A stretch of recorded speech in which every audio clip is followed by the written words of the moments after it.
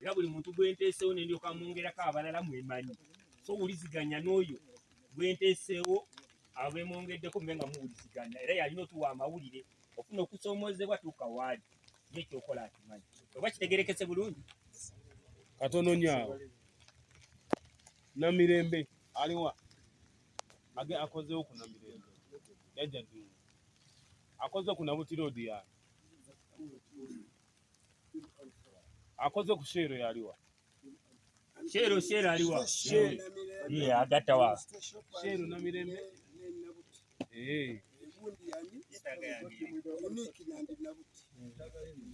kupaka ani aliwo wano wabweru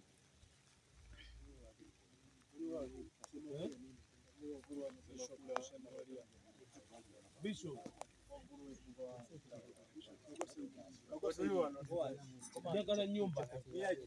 abengambye ku Bishop muvaako ne musigala netweyongerayo bengambye ku Shero ne musigala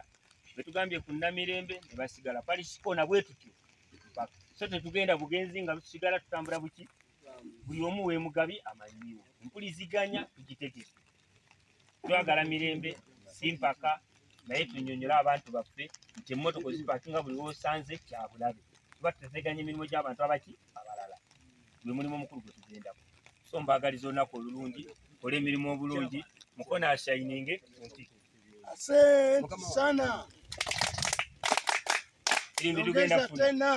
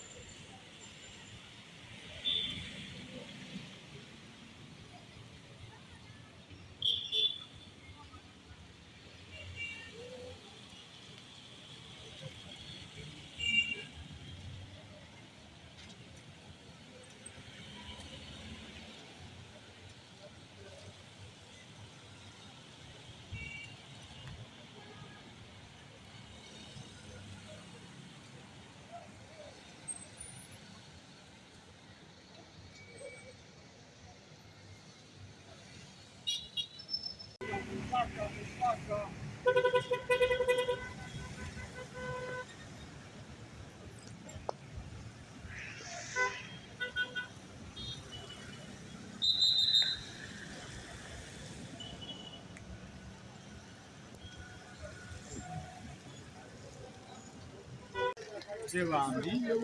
kubanga buli omwana aganyulwamu kale enteekateeka tebambi awo tuba tupakinze obulungi tusobola okugyamu takisi n'espeso kuva dda nedda speso ne takisi byakoleranga wano ate kasitoma ava mu takisi kitegeeza newa speso afuna kyansi okumutwala okusinga tumuteeka ebweru n'abonaabona Lena birungi ki by'osuubira singa ekirimu kyakufuna kasitoma space esobola okutambula obulungi ate era n'okukolera wamu tekibeera kibi nga buli omu aba afuna ekimusambu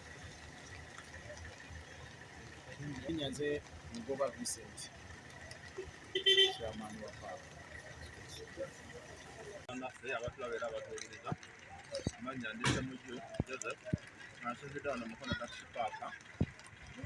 nga nze vice chairman wa taxi park eno ate era nga nze ntwala n'abalole mu paaka tulina enteekateeka egenda mu maaso gyemwongedde okulabako bakuba naffe ababaddeko emabega nti waliwo kye bayita trade order nga gavumenti bwe yali esabye atwagala okulongoosa amakubo gaffe mumanyi bulungi nnyo nti takisi zibeera nnyo ku makubo oluusi ne zitabula ababooda ne zitabula emmotoka endala ezibadde zitambula so kati tetuliko akadde kano twetwagala okulaba nga tujja mweyinire nga tujja takisi ku makubo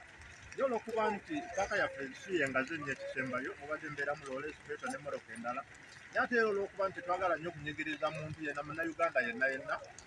arrangement eriwo olunaku olwaleero tugezaako okulaba nga tuyingiza takisi ezibadde ku makubo ku Lwebugerere ne Kampala Road ne ku Jinja Road tuzingize mu paaka tuzakomodatinge naye ate ne bannaffe abadde bakoleramu abamamotoka amalala nga tetwagadde basuula mu guluka so akadde kano kyetuli wano netawuni kiraka nga netawuni kansere naweeri tugezaako okulaba nga twakomodatinga bannaffe waleme kubeerawo nnyanyigirizibwa enteekateeka eno gyetuliko abamaduuka basigale nga bakyaliwo abasiteesho basigale nga bakyalimu abatakisi bajje batwegatteko abalole babeeremu tufune ennuŋŋamyo entuufu ey'ekibuga kyaffe Mukono buli omu akiyagaliremu buli omu akisanyukiremu era bwe kizze kiba loole zino enteekateeka eriwo ku kyaloole zino teziri menti nnyo okubeera mu takisi paaka naye olw'okuba nti tawuni kansi ebadde tenateekateeka kifo kiteeketeeke bulungi kuba ekituufu si kirungi kugobaganya munnayuganda n'omugamba nti mpa wowangaalidde emyaka 20 ate ogende gy'otamanyi so tulina enteeseganya ne tawuni kanso nti egenda kufuna ekifo mu bbanga eritali ddene kyegenda okuteekateeka loole we zinaaba zipaakinga nabo babeere nga basobola okukolerawo okunoonyezawo ekiguli amagala eddiba obulamu busobole okutambula mu mbeera bwete kubanga maze ebbanga lya myaka 2 nga nkolera Mukono wano naye twatukolera mu paaka naye nga tukola bulungi naye kati ensonga enkola gyetukola tukola mu nkola ey'ekiryayo etatuweesa kitiibwa kyonna era nze ndi wakati waabo abaleese enkulaakulana eno baleese etuliko nga kisaawa kino bwetunulira paaka eno ebamala okulaba nti mwenna mubeera mukama wange nze omu ku baali mu miitingi eyo waggulu n'abasajja abakulu b'omukono tebatutegeeza nti paaka eno y'abatakisi aba pikaapu baatufuluukuna obufuluukizi olw'ensonga nti twali tudduseemu mu paaka naye nga bwetubanga aba pikaapu nga bwe twategeragana twatuka ku nseragana bagamba nti owa takisi oba opaakingi owa pikaapu n'akusanga gwoba nannyini kintu ateeka okusala amagezi w'alaga kale nga ffe tuteeka okuba nti tukolera mu paaka abakadde baffe abatulaba erinnya nze Zaidi Salikabugo vice chairman wa Mukono Central Division ekibuga ekikulemberwa Oweekitiibwa Kabanda Robert nga nzira ku nsonga eyo ekibuzo ekimbuuziddwa ey'okulaba nti tuteekawo kye bayita trade order mu kibuga era kino kibadde kitutte ebbanga ddene nga waliwo okuyaayaana kw'abantu bangi ab'enjawulo naddala ku nsonga y'ebidduka bino ebitusaabaza oba tuyita takisi eddala besikale ku luguudo luno ludda Bugerere nga waliwo okutaataaganyizibwa mu ntambula y'abantu baffe n'ebidduka ebirala kale ne tuvaayo ne tugamba nti obuvunaanyizibwa waffe nga division tulaba nga tuteekesa mu nkola enteekateeka ennungi ey'ekibuga era tubadde n'engagements nnyingi mu nteekateeka eno ne ba stakeholders bonna oba abantu abakwatibwako obutereevu okulaba nti tugiteekesa mu nkola. Era olwokutaano kijjukira bulungi luno lwe twakakuba amabega, twabadde n'olukiiko olulinga ng'olufundikira mu nteekateeka eyo nga ekiddako kwe kuteekesa mu nkola, whereby twabadde ne ba assistant RDCs mu lukiiko olwo, twabadde ne OC traffic, twabadde ne OC Mukono taxi park, town clerk, ne bano ba chairperson ba stages ez'enjawulo, ate ne chairperson wabwe wa Mukono municipality mu transport industry ya taxi. Kale ng'olunaku lwa leero twakkiriziganya nti ebidduka byonna birina okuddayo mu paaka okulaba nti tutuukiriza kiri kye twalowoozaako nti kigenda kuzzaawo trade order mu kibuga. Nga tuzze naffe okwerabirako okulaba nti enteekateeka eno oba okusalawo okuteekebwa mu nkola. Era bano abayitibwa ba wardens olunaku olwo ku lwokutaano twalondayo abantu abagenda okutuyambako okulaba nti tuteekesa mu nkola ebidduka ebyo okulaba nga biyingira mu paaka. Era deployment yawedde dda okukola nga mu kiseera kino tutunuulira kiki kye tulina okulaba nti kyekiddako mu mbeera efaanana bweti. Oluusi ekibuuzo kibuuza kituufu nti tukola enteekateeka nnyingi ng'olaba nti zigenda tugasa ffe ng'abakulembeze ate n'abantu bonna okutwalira wamu. Naye ate era ffe ebiseera ebisinga obungi tutera okuvaayo nga bannabyabufuzi ate ne tulaba nga twekuba obuliko olw'ebigendererwa byaffe eby'enjawulo. Naye ffe tugamba nti ku mulundi guno mu kibuga twagala tuteekewo enjawulo. Tugambe nti bannange ekiseera ky'ebyobufuzi bwe kinaaba kituuse kibeere kya byabufuzi, ekiseera ky'okukola emirimu kibeere kya kukola mirimu. Era nze amyuka mwami Kabanda tukkiriziganya tugamba nti tugenda kuttira mukulembeze yenna ku liiso anaavaayo kusemberera kuuli nteekateeka eno, tujja kuvaayo okukuubira ate naffe tufaafaagane naye kubanga naffe buli muntu yeetaaga ekibuga ekiri organize. So tulowooza nti mu mbeera eno twagala kuteekamu byabufuzi, twagala kulaba nti tukolera abantu baffe. Lwa mukama wange mwami Byabagamba Francis Town Clerk Council, nange ku lwange nga assistant town clerk Municipal Division tulina enteekateeka eyawamu ey'okulaba nti tuza taxi mu paaka. Taxi park eno erina kubeeramu taxi naye municipality yavaayo n'enteekateeka eyokulaba nti tuleetinga trade order twalibadde nti okulaba nti abantu babeera mu kibuga nga beeyagaliramu era nga mulimu n'omuntu basobola okusiiza. Naye tukisuzudde nti nno abasuubuzi baffe ab'okuba obugerere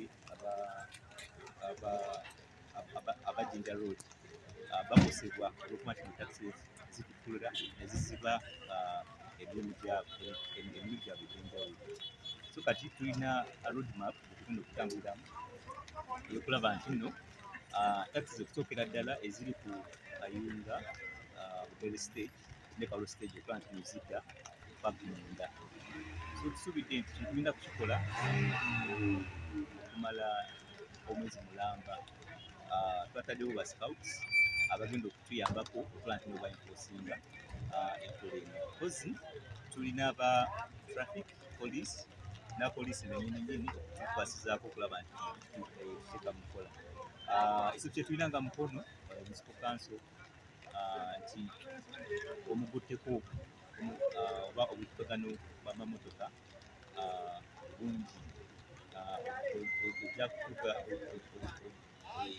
abaaliko wano ku Lwokutaano ng'amasomero galina vidiyo balaba nti twafuna ekizibu ky'obulipagano mu motoka kuba enguudo zaffe eziri waggulu Bishop Rise ne luno olwakikoza lugenda kuba nga lukolebwa. Olw'ensonga eyo twetaaga okulaba nti waliwo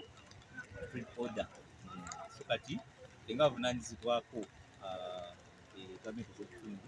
twavuddeyo ne tugamba nti katukole ki katuteekese ebintu bino okukola tusobole okwanguyiza abantu baffe n'abasuubuzi n'abo abatambula. So taddewo era nga omulimu gwayo gwakulaba nti abantu bavaamu,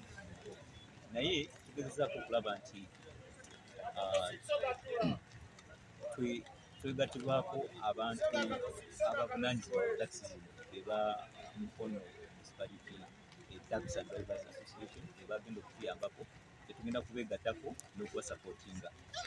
Njagala kwebaza Mukama Town Clerk okuwa nti okubeera nti yatuwadde ku ssente okusobola okulaba nti netugenda kufasilitatinga process eno yonna yonna baguides abagenda okukwasizaako ojja kubafunayo kuka facilitation okukola nti ne bakola omulimu ogwo tulabe nti nno at least ekibuga kyaffe kya Mukono Municipal Council mubeeramu ku trade order n'okwewala okwendeeza ku zeewo okutandika ne stages bbiri eyakwevuliro ne Kabolo tusuubidde nti okutandikira ku Kyentaawo mukoma ddala ku kigenda balala wansi wano catchment area yaffe nawonna okitaddewo ba scouts baguides ekibonerezo eri mateeka era kati tugoberera nnyo ekya the traffic act yensonga kimulabe nti nno tulina aba traffic tulina kukwatagana nabo nti bajja kubeerawo express penalty ey'okubeera nti nno otikkulira oba otikkira abantu awatalina kutikkulwa oba kutikkira basaabaze twakikkaanyiza keto meeting yaffe n'abavuzi ba takisi bano ne bannanyini baazo nti oyo nayenayina atagondere ebiragiro byaffe oba kulunganizibwa alina okusasula engasi eri etteeka bagendamu kuba express ticket sente ezo zijja kugenda mu kitabo kyaffe ekya gavumenti era kijja kuba nga kikolerawo nti singa emikwayo bagikwata nga ekifita oba ngaekikulawo butalina kutikka ojja kuba express penalty tulina aba traffic betugenda okulagana nabo ngaoyinairina aba aziza omusango gwe tumukwata tujja kukwata emmotoka eyo tutwale ku kanso olwo omaze okusasula express penalty olunaku olwo nga tukubiza emmotoka yo n'emitwalo 10 naye nga kijja kusinziira kuba owa traffic officer yajja okumanya kuba wabeerawo kyebayita inconsiderate use of vehicle. Inconsiderate use of vehicle yeeno nti oyinza okusanga omuntu ng'apaakinze ku mabbali ate ne wa taxi najja namupaakinga besides kati ne ziba nga lanes zino endala aba road users tebasobola kukola ki kuzikozesa so kati kinaasinziira owa traffic officer penalty gyakubye wanaaba ayinza okukuba penalty nga inconsiderate use of a vehicle oba okukozesa ekkubo nga tobaliridde bantu balala bakola ki balikozesa then n'ekyokutikkira oba okuyimirira abatalina kukola ki kuyimirirwa naddala kati tulina gazetted places taxis we zirina okukola ki okutikkirira okutikkula oba okutikkira abantu so kati abataxi balina okugendereza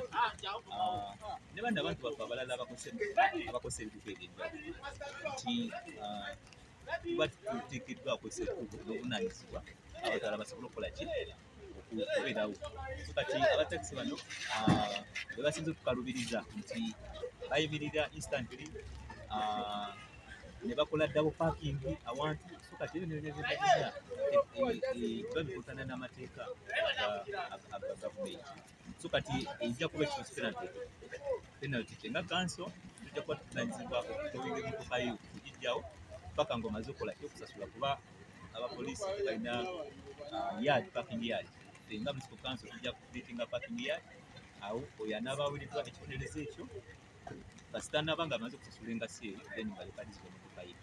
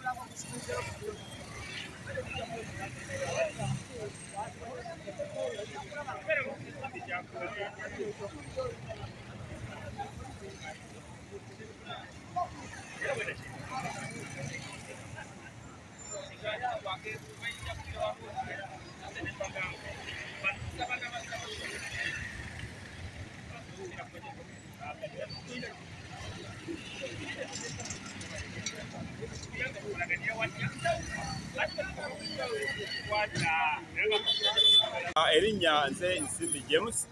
nga mulanza kwasa amateeka mukono municipal council enteekateeka y'olwaleero yakulaba nga tufulumya trade order mu kibuga kino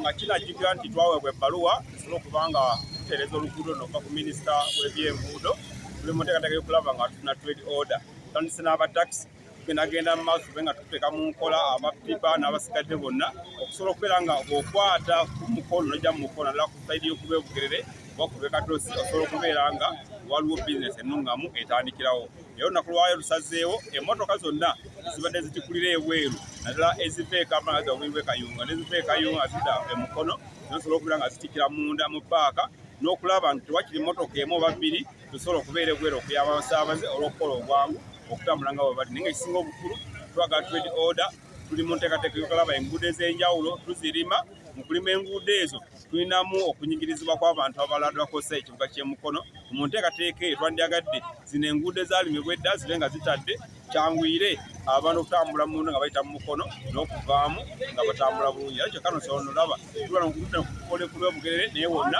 watadde bulungi nnyo obutafaanana mbeera ebaddewo eya buli nnaku. Era eriwo enteekateeka yaffe egenda kuba nga tekoma leero tugenda kutambatuliza eddala era twasazeewo ne tufuna ba-traffic warden abagenda okuba nga bali bumu ne poliisi naffe nga kanso tusobole okubeera nga baluŋŋamya emmotoka zonna zonna kaabe nga ya muntu kinoomu oba ey'abasuubuzi okubeera nga weba ekoosa ekkubo erina kupaaka nga bwalina okukola nga bwalina opaaka. Era mujja balaba ku kkubo nga tulina ba traffic warden be tutaddewo nga kanso okutuyambako okulaba nga babeera ku luguudo era abantu abo tubajjemu batakisi bennyini bemanyi bonna emirimu gyabwe era nga tebatabawangadde ku mulimu guno nga bagenda osigala nga kanso neweba nga teriiwo bo weebale okulaba nga baluŋŋamya bannaabwe waaba balina okupaakinga oba balina okugira mu basaabaze n'okubateekamu. Eriwo olw'okutereza oluguudo nga tulina abasuubuzi ab'amaduuka babadde nga beemulugunya nga tulina abantu abakolera mu maaso gaabwe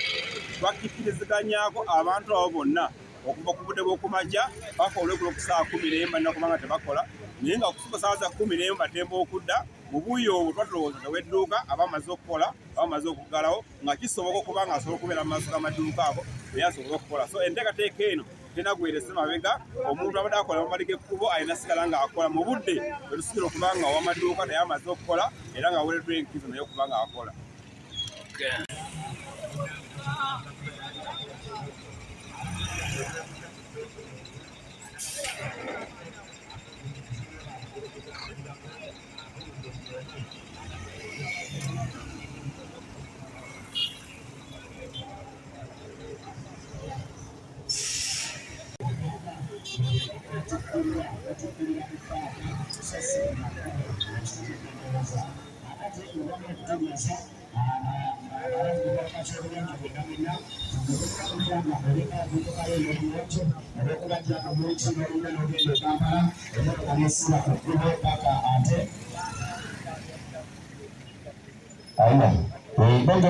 Mukono municipality bongera tegeeza abadereva ba taxi mwenna nti tulina okubeera nga tukomya ekyokubeera nga